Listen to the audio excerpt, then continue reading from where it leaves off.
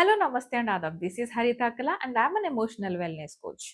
ఒకరోజు ఒక ఇంట్లో ఒక తల్లికి, కూతురికి ఓ పెద్ద ఆర్గ్యుమెంట్ అయిపోయిందండి.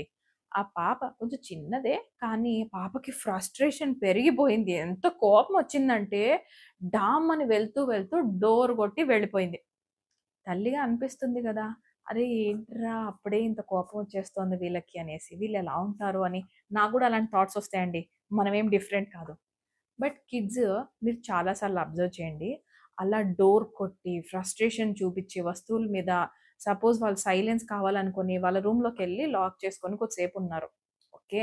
తిరిగి బయటకొచ్చారు. మనకేమనిపిస్తుంది as mothers we need answers కదా!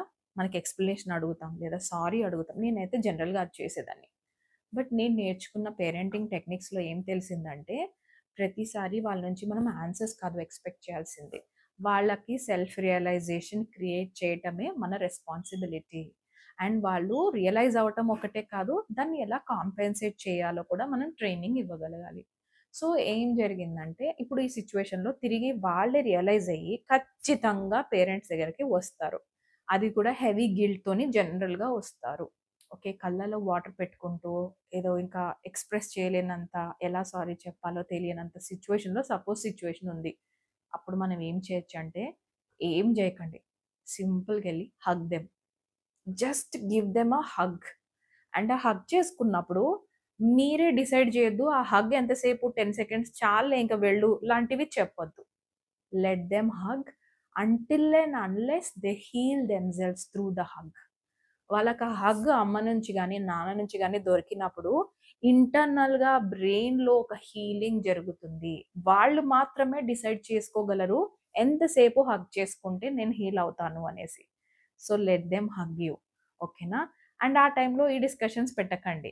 నెక్స్ట్ డేనో, 2 డేస్ తర్వాతనో go back to that situation and explain them what you felt, how you felt. ఓకేనా? సో, ఇలా మనం పిల్లలకి చేయటం వల్ల ఆల్రెడీ ఇంత హైపర్ వరల్డ్‌లో మనం వాళ్ళకి కొంచెం రెసిలియన్స్ అలవాటు చేయగలుగుతాం. లేదా కొంచెం ఆ టెంపర్‌మెంట్ కంట్రోల్ చేసుకోవడం నేర్పించగలుగుతాం. 1 డేలో అవ్వదు. బట్ డెఫినైట్‌లీ 1 డే అవుతుంది. ఓకేనా? మనం అలా నేర్పించే కొద్దీ. Okay. But be around your kids more. వాళ్ళకి ప్రెజెన్స్ ఫిజికల్ గిఫ్ట్స్ అవసరం లేదు. ఫిజికల్ ప్రెజెన్స్ కావాలి మనది. ఓకేనా?